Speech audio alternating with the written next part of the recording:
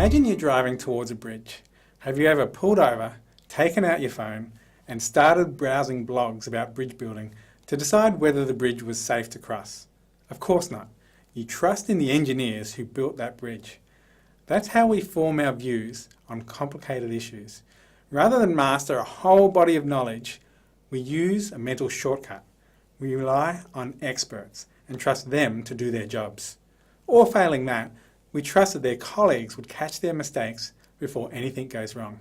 Now, in a perfect world, everyone would be aware of all the lines of evidence for human-caused global warming.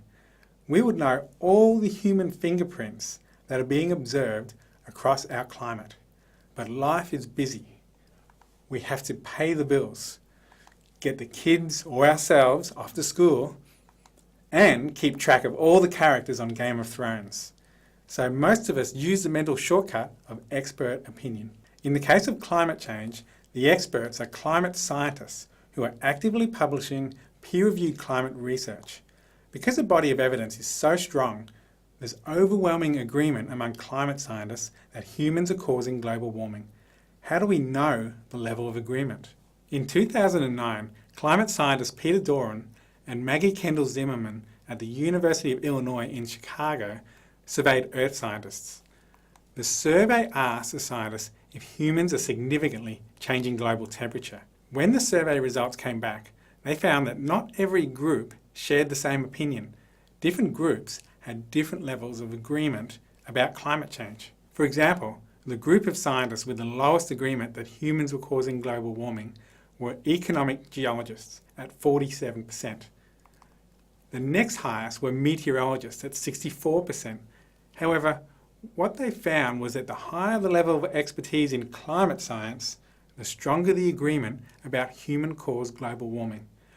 For the most qualified group, climate scientists actively publishing climate research, there was 97.4% agreement that humans were significantly changing global temperature. A year later, in 2010, another study took a completely different approach to estimating the level of consensus.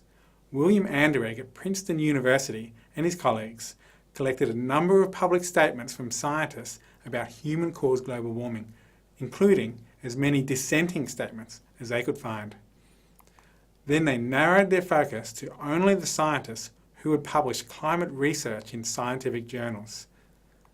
They found the same result as Doran did the previous year. Among publishing climate scientists, there was 97 to 98% agreement that humans are causing global warming. And just like Doran, Anderegg found that scientists convinced of human-caused global warming had published substantially more climate research than what he termed unconvinced scientists. More recently, in 2013, I led a team of researchers at Skeptical Science in conducting the most comprehensive analysis of climate research to date. We looked at climate papers from 1991 to 2011. This amounted to over 12,000 papers. We found that among papers stating a position on human-caused global warming, 97.1% affirmed the consensus. So 3 different studies using 3 different methods all found overwhelming scientific agreement. But that's not the only evidence of a consensus. Virtually every scientific organisation that has made a statement about climate change has endorsed the consensus. Note the social diversity in the organisations listed. They come from the fields of geophysics, chemistry, meteorology, physics, oceanography, and geology. The diversity of the consensus also applies to countries. The academies of science from 80 countries have endorsed human-caused global warming. Not a single academy of science in the world has rejected the consensus. Many lines of empirical evidence tell us that humans are causing global warming. Similarly, a number of independent sources find overwhelming scientific agreement about human-caused global warming. We see it in surveys of scientists, in analyses of published research, and in the diversity of scientific organisations all over the world. There is one myth about climate change which argues that there's no scientific consensus because 31,000 scientists have signed a petition rejecting the consensus position. The petition is a website called the Global Warming Petition Project.